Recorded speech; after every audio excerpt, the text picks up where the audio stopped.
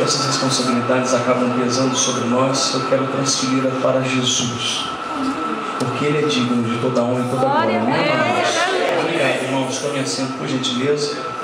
Quero nessa oportunidade fazer aqui os meus agradecimentos. Eu quero já começar aqui pelo púlpito dessa igreja, agradecendo ao pastor Rinaldi pela confiança, mais uma vez retornar a esta casa, pelo privilégio também de ter sido convidado para este evento que o Senhor preparou para que aqui eu estivesse. Muito obrigado, pastor. Deus abençoe a sua vida, a sua família, o seu ministério, em nome de Jesus, o nosso Senhor.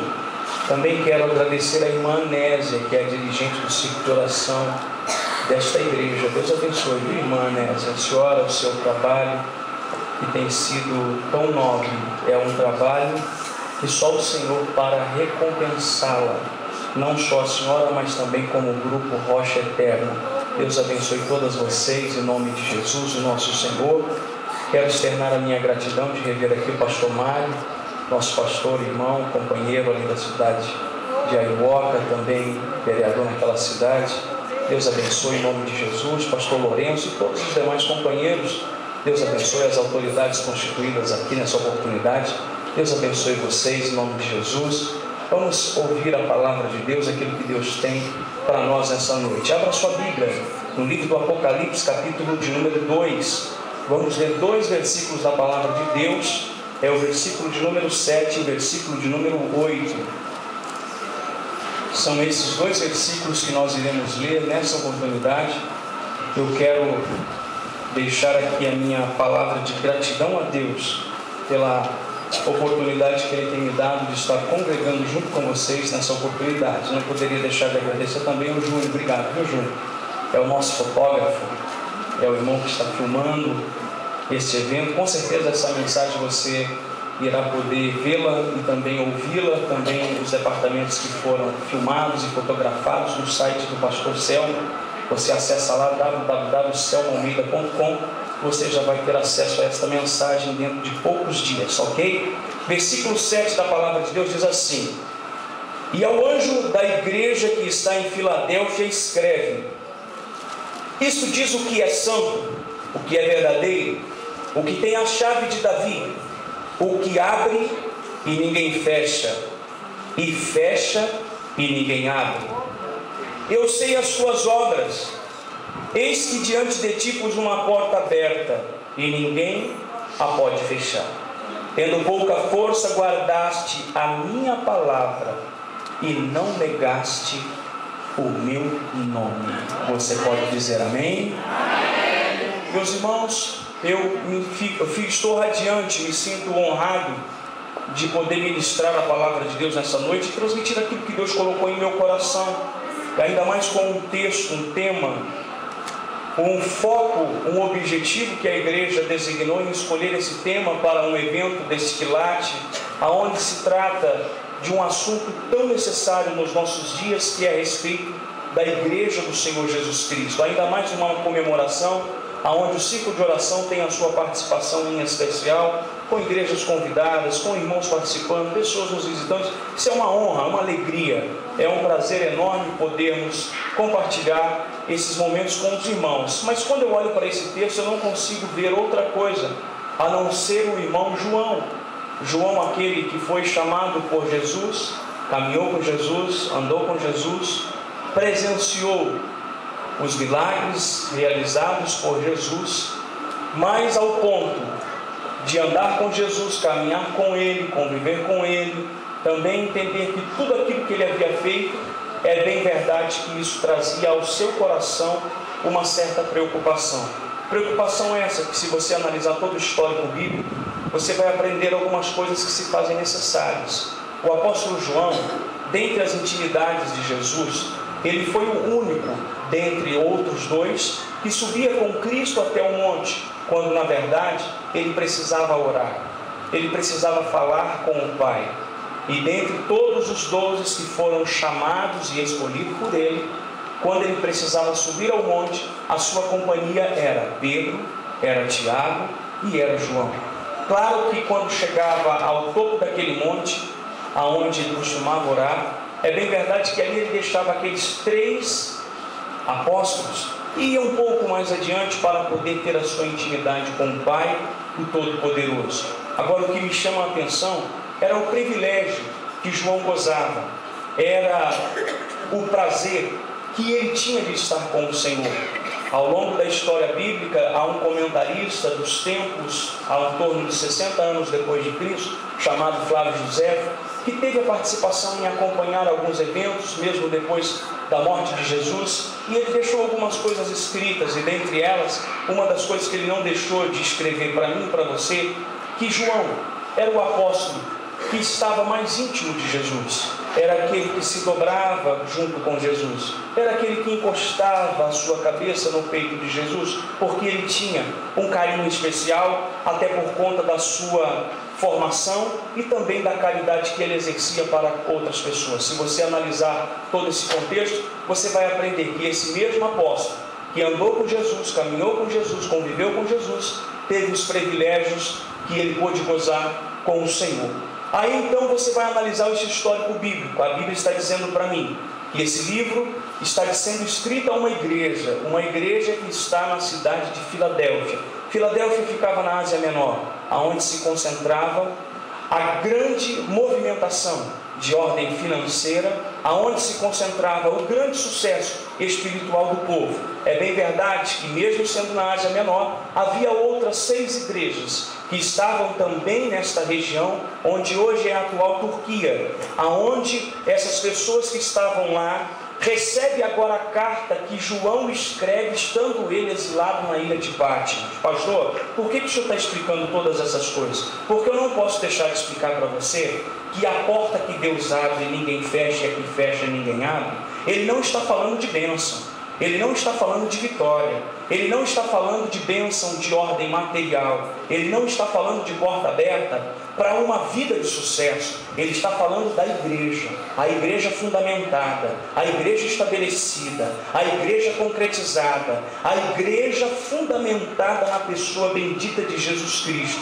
Até porque você vai ver que em dado momento Jesus vai olhar para Pedro e vai dizer: Pedro, sobre esta pedra eu edificarei a minha igreja, e as portas do inferno não prevalecerão contra ela. Qual a razão de Jesus ter dito para Pedro? Porque em dado momento ele diz: Pedro, antigamente tu te chamavas Petros, e Petros agora passa a ser Pedro, e Pedro significa pedra, e pedra significa firmeza, significa fundamento, significa uma estrutura forte, uma estrutura capaz de suportar o vento e as tempestades. Aí João, lá na ilha de Pátmos, depois de ter sido lançado num tacho de óleo fervente, agora ele sai de lá com vida. Agora pensa bem, numa grande perseguição aonde Nero governava na época, a vontade de Nero era disseminar a igreja, disseminar os crentes, acabar com os cristãos, acabar com os judeus e fazer com que essas pessoas não tivessem mais oportunidade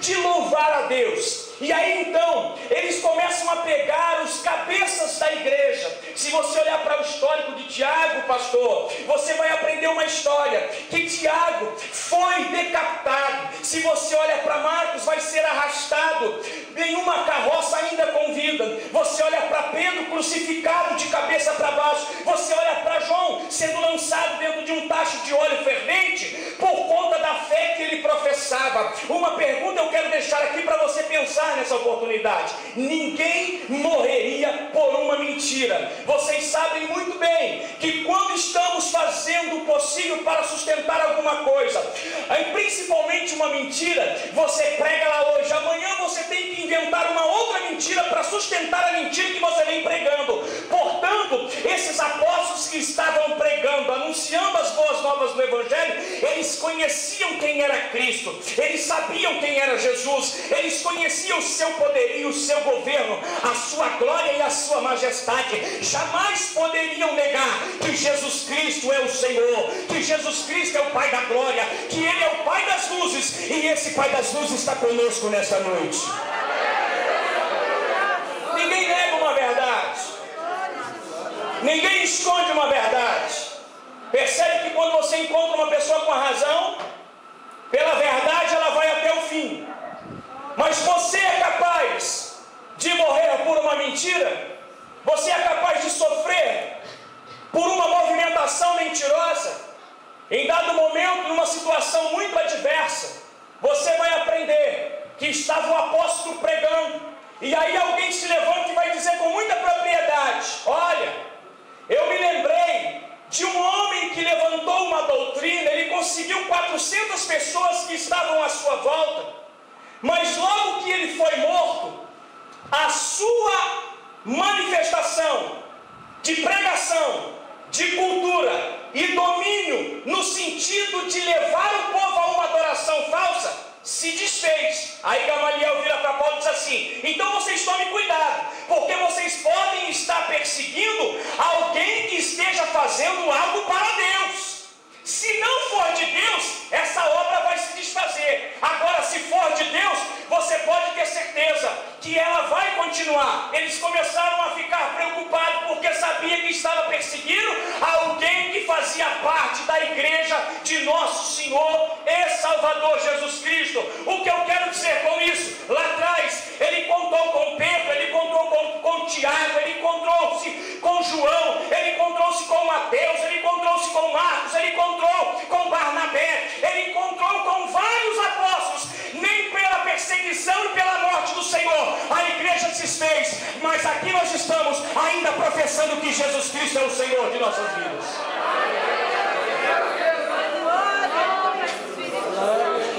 O que é de Deus não se desfaz. O que é de Deus não se acaba. O que é de Deus não tem fim. Eu quero lembrar aqui os meus irmãos, amigos, companheiros, colegas, autoridades que estão aqui nessa oportunidade, que tudo nesta vida passa, tudo nesta vida tem fim. Vamos analisar a maior criação estabelecida por Deus. No princípio, a terra era sem forma e vazia, o Espírito de Deus pairava sobre a face das águas.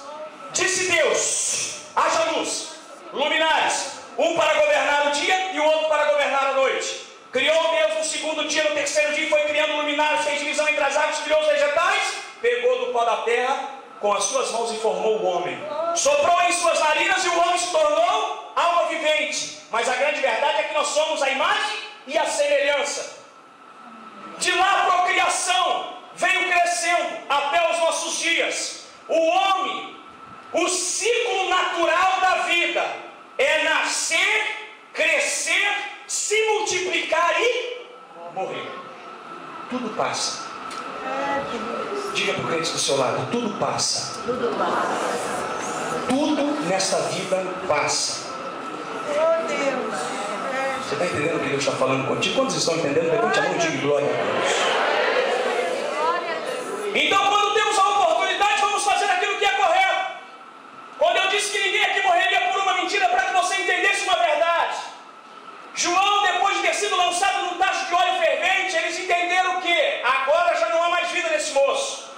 Depois ele sai do tacho de óleo fervente andando como se nada tivesse acontecido. Pensaram ele na época, pelo governo de Nero: esse aí é um astronauta, veio de outro mundo, esse cara não pode ficar entre nós, é uma pessoa que tem que ser exilada. Então vai mandar ele para a ilha de Patmos, ao extremo da região onde eles estavam vivendo, que era Roma, para que ele vivesse só, acompanhado dos ratos, das baratas e dos animais que conviviam naquela região. Mas Deus tinha uma proposta para mim e para você. Deus tinha uma proposta para a sua igreja. João, você não vai morrer, porque ainda que eles não estão entendendo, agora é que não vão compreender mesmo, porque eu vou te enviar lá para a ilha de Patmos. Quando você chegar lá, a Bíblia vai dizer para mim e para você, Apocalipse 1 e 11, João, tudo que você vê, escreva num livro e envie às 7 igrejas que estão na Ásia, porque Ele é santo, Ele é verdadeiro, Ele é fiel, Ele é o Cordeiro de Deus, Ele é o Todo-Poderoso, e aonde o Todo-Poderoso está, o mal tem que sair.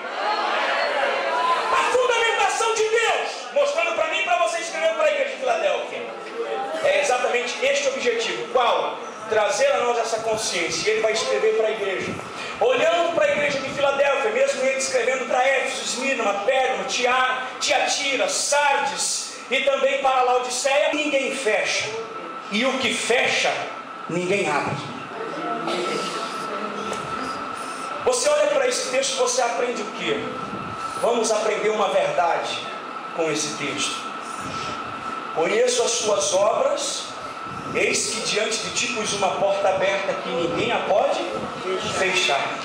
Tendo pouca força guardaste a minha palavra e não negaste o meu nome.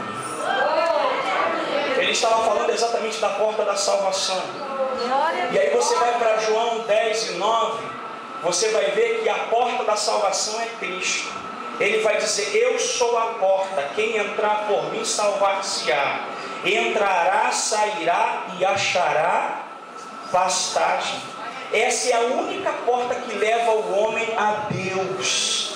Existem tantos recursos, meios, métodos, filosofias, criação humana para tentar fazer o homem se aproximar de Deus. Mas eu quero deixar bem claro para você, independente da sua crença, independente da sua religião, independente daquilo que você professa a sua fé, a única porta que leva o homem a Deus é Jesus Cristo, nosso Senhor. Ele escrevendo ainda no Evangelho de João, capítulo 14, versículo 1, ele diz: não se turbe o vosso coração, credes em Deus, credes também em mim, porque na casa de meu pai há muitas moradas, e se não fosse assim eu vou teria dito, vou preparar-vos lugar. Agora eu indo preparar lugar, vocês fiquem tranquilos que eu virei outra vez, e vos levarei para mim mesmo, porque aonde eu estiver, estejais vós também. Aí se levanta um discípulo duvidoso e pergunta para ele com muita propriedade: aonde é o caminho? Nós não conhecemos o caminho. Jesus olha para ele e diz assim: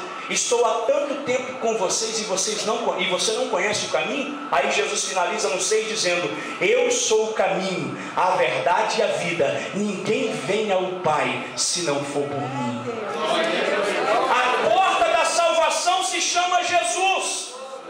É o único que pode fazer você que está vivendo numa situação adversa, miserável, numa situação em que a vida lhe promoveu uma adversidade tão grande que você não sabe como sair dela.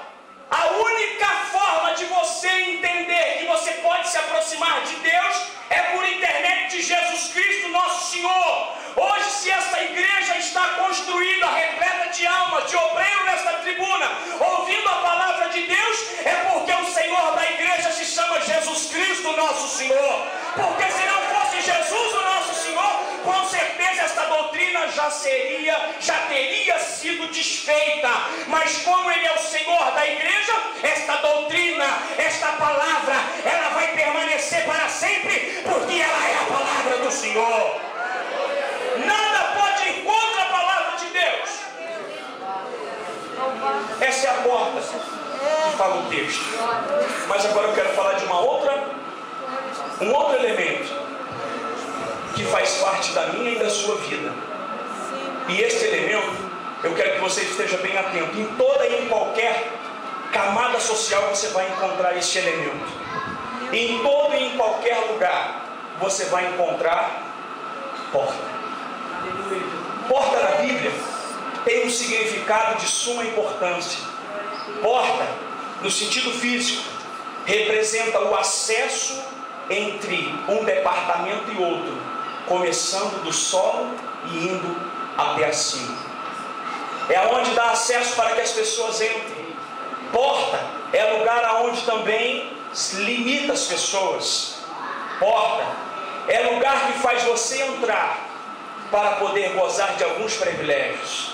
Porta também faz você perder alguns privilégios conquistados. Porta na Bíblia ela tem um significado de suma importância. E dentre essas portas que a Bíblia aponta para mim e para você, eu não poderia deixar de falar para você a respeito de uma porta.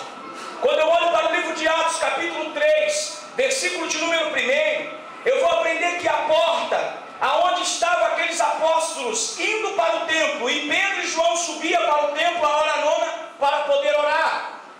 E era trazido um homem desde o ventre da sua mãe coxo, o qual todos os dias punha à porta do templo, chamado Formosa, para pedir esmolas. Ele estava onde? Exatamente assentado na porta do templo. O que a porta do templo representava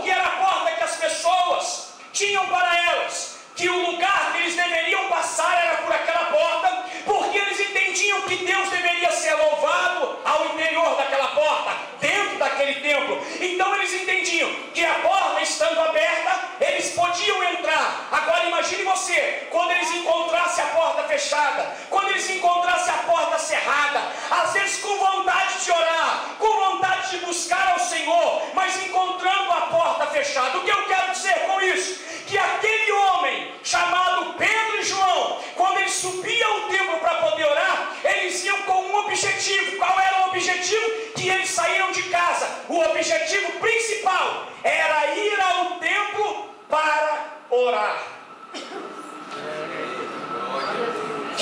Eu estou falando de oração.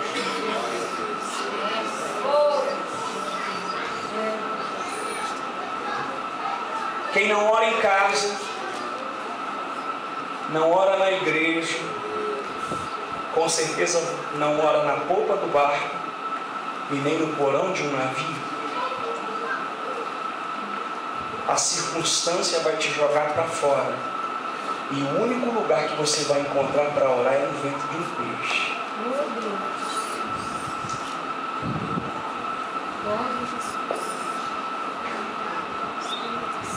É aí que nós temos que estar atentos. A porta do templo estava aberta e eles subiam ao templo para poder orar. Eu entendo que essa porta aberta são portas que dão acesso a mim e a você à presença de Deus. Mas havia uma pessoa próxima à porta do templo, assentada porque era coxo desde a sua infância, do seu nascimento. Não podia trabalhar. Não é como nas empresas de hoje, regulamentada, regime interno. E também isso saiu até em diário oficial, que todas as empresas devem abrir espaço para um deficiente, para que essa pessoa possa trabalhar na empresa. É bem verdade que esta época, esta região, o contexto de vida em que eles viviam, não havia possibilidade alguma desse homem conviver com a sociedade, ganhando o seu dinheiro porque tinha uma deficiência. Até olhando para o texto da Bíblia, pela lei de Moisés, se um homem fosse deficiente, você vai olhar Levítico, a Bíblia vai dizer que ele tinha que ser afastado de todo e qualquer trabalho.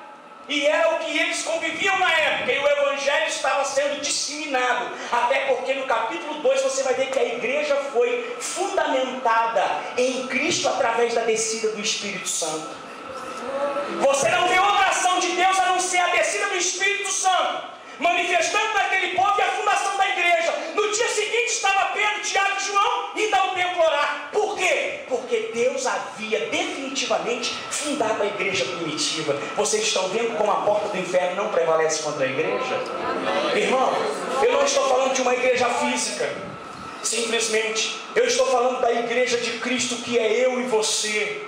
Você é o templo de Deus, e Paulo escreve aos Coríntios, dizendo com propriedade, no capítulo de número 2, versículo de número 28 a seguir, ele vai dar um ensinamento fantástico, dizendo o seguinte: não sabeis vós que sois templo de Deus e que o Espírito de Deus habita em vós? Mas ele vai dizer com propriedade que aquele que destrói o templo de Deus, Deus também o destruirá. Paulo escrevendo, Tiago escrevendo, ele vai dizer que de uma fonte não pode jorrar água doce e água amarga, não pode jorrar água doce ou água salgada. Você é de Deus, a sua vida é de Deus, a sua família é de Deus, o seu corpo é de Deus. E eu tenho para mim que se eu sou de Deus, eu não posso fazer aquilo que o mundo quer que eu faça, porque o mundo anda em contramão aos princípios estabelecidos pela Bíblia Sagrada, que veio do nosso Deus. Eu tenho que entender que eu tenho que ser diferente, que eu tenho que ser transformado, que eu tenho que ser mudado, ainda que eu esteja vivendo uma situação difícil, no meio de pessoas que não professam, que não confiam, que não acreditam, que não sabem quem é o verdadeiro Cristo. Mas o diferencial quem tem que fazer sou eu, porque o grande Deus, o enorme Deus, é tão grande e poderoso que é capaz de habitar na sua vida, e as pessoas que estão à sua volta são capazes de ver a glória de Deus na sua vida.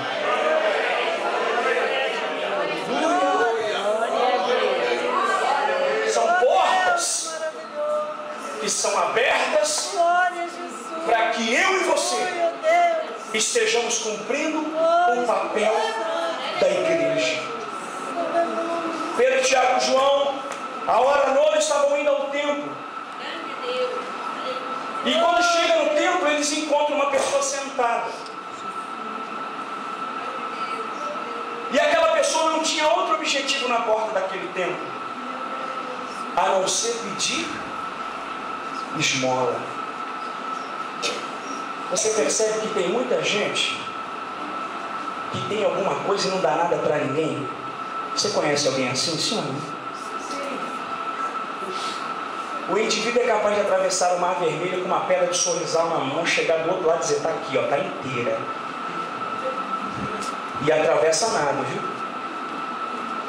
Mas não divide nada com ninguém. São portas na nossa vida que precisam ser fechadas. Pedro e João, quando chegou na porta do templo, viu aquele moço pedindo esmola. O senhor tem uma esmolinha para nos dar? Ele olhou para ele e falou assim, eu não tenho prata e nem ouro. O que eu tenho te dou, a missão da igreja. Levanta e anda, em nome de Jesus.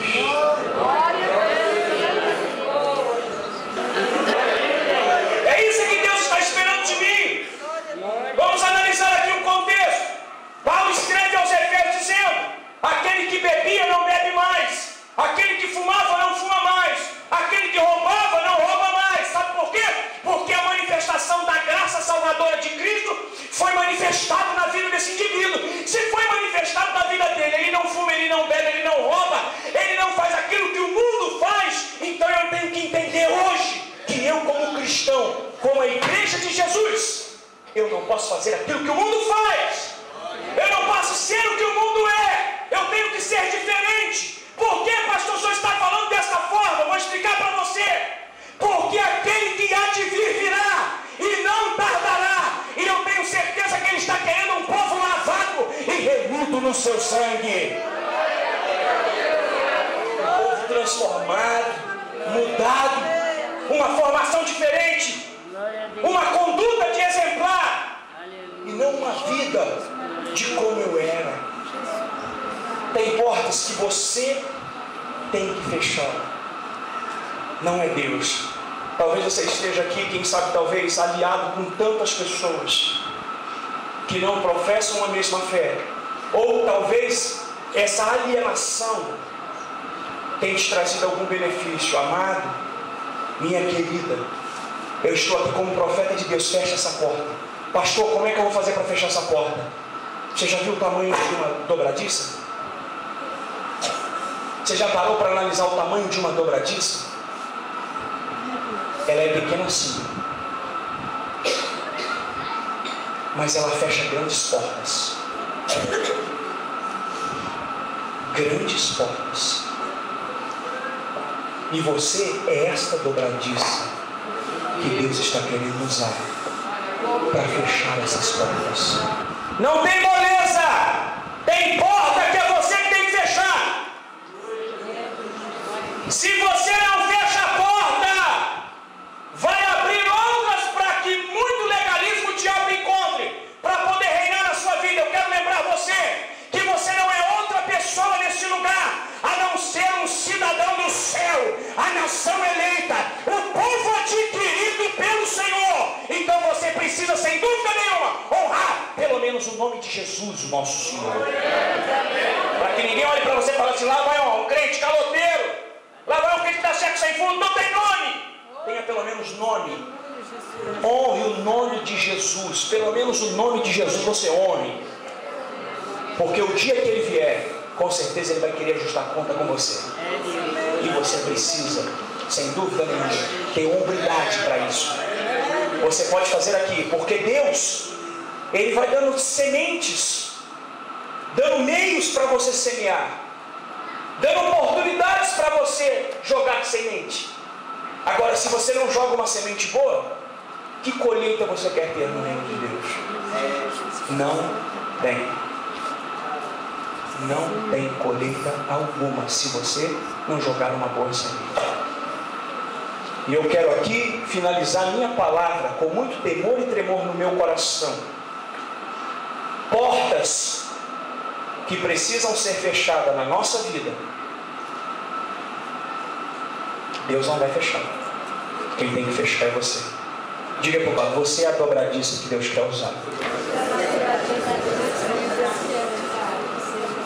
Não coloca a responsabilidade. Não sei porquê, irmão. Deus mudou o contexto da minha palavra aqui. Não coloca nas costas de Deus as suas responsabilidades. Fecha a porta, que é você que tem que fechar. E aí você vai ver que a bênção de Deus já para na sua vida. A igreja de pé em nome de Jesus, nosso Senhor. Glória a Deus. Eu quero saber se aqui tem uma pessoa que ainda não entregou a sua vida a Jesus. Eu lhe mostrei a porta da salvação.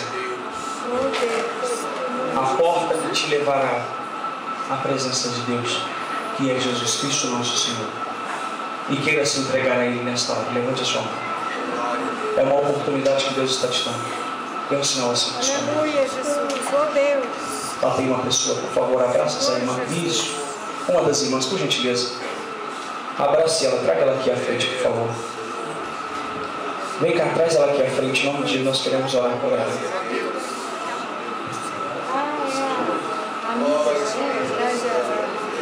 Traz ela aqui. Isso. Traga ela aqui. Tem mais alguém que queira se entregar a Cristo? Dê um sinal para a sua mão, eu quero orar por você. Ele é a porta da salvação. É aquele que vai fazer com que você tenha oportunidade de gozar dos privilégios que Ele preparou para mim e para a sua vida. Agora, irmãos, por gentileza, cadê? Eu preciso de 2 obreiros aqui, por favor, me ajuda aqui, meu filho. Vem cá, tira isso daqui, por favor.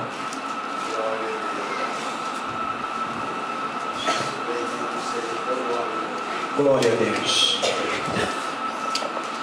Pode tirar, meu filho, faz favor.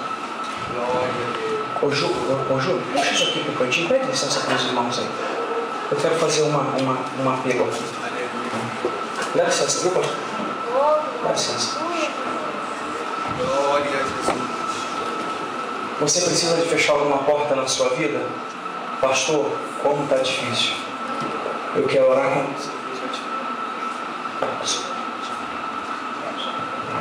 você. Eu quero orar com você e Deus vai te ajudar a você fechar essa porta. Vem aqui na frente que eu quero orar com você em nome de Jesus. Pastor, eu preciso fechar essa porta. Isso não é vergonha. Aqui no púlpito, se tem algum obreiro, algum irmão que precisa fechar a porta, vamos fechar essa porta hoje. Em nome de Jesus. Deus vai te dar graça. Você vai fechar a porta.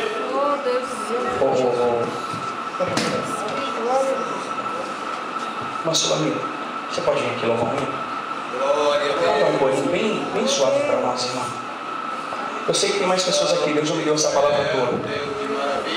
Ele está querendo te ajudar a fechar portas. Fechar portas. Eu tenho sempre dito, o mês passado eu estive pregando na convenção do Ceará. E eu falei para 450 pastores. E eu disse para eles: primeiro nós vamos nos depor do título, do cargo e da função. Seja presidente, ainda falei assim na convenção. Procura lá no meu site que você vai encontrar. Você vai se depor, seja presidente ou seja um auxiliar direto da presidência de uma igreja. Você vai se depor do cargo por um instante, porque antes de tudo nós somos aqui ovelha, amém, amados? Amém, irmãos? Nós somos aqui ovelha, somos ovelha de Jesus. Antes de eu ser pastor, eu sou ovelha de Jesus. Falei para os irmãos por volta de uns 45, 50 minutos. Tinha um cantor do Amapá, pastor Samuel. Falei: pastor Samuel, por favor, canta um hino. E quando ele começar a cantar um hino, eu quero que você saia do seu lugar e venha aqui. Irmãos, eu nunca vi tanto pastor cair de joelho na frente chorando. Procura lá no site, você vai ver essas fotos. Chorando, sabe por quê? Porque tem portas na nossa vida que precisam ser fechadas. E é você que tem que fechar.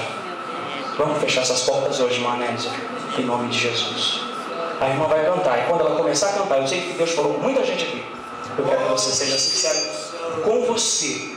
Seja sincero com você. Com você. Sai do seu lugar e vem aqui para nós orarmos juntos. Em nome de Jesus.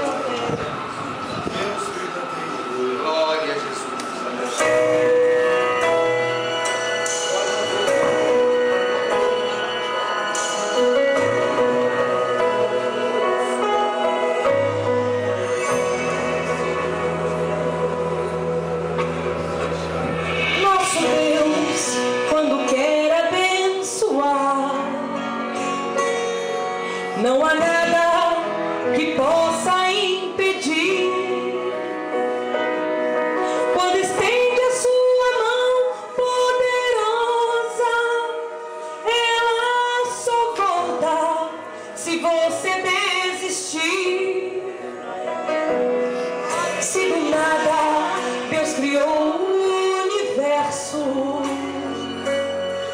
toda esta maravilha que se vê, o Deus que tem poder para tudo isso, muito mais, pode fazer por você. Deus está mudando tudo para você agora. Ele pode abrir uma porta onde não tem porta. Deus já restituiu o que você perdeu. Venha, um milagre já aconteceu. Tome posse da tua vitória. Foi Deus quem decidiu, está decidido. Acabou de vez o tempo sofrido. Começa agora uma nova história. Santo, santo. Oh, aleluias.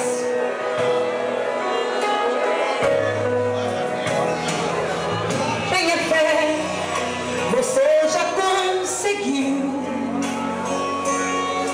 Seus sonhos Deus já realizou.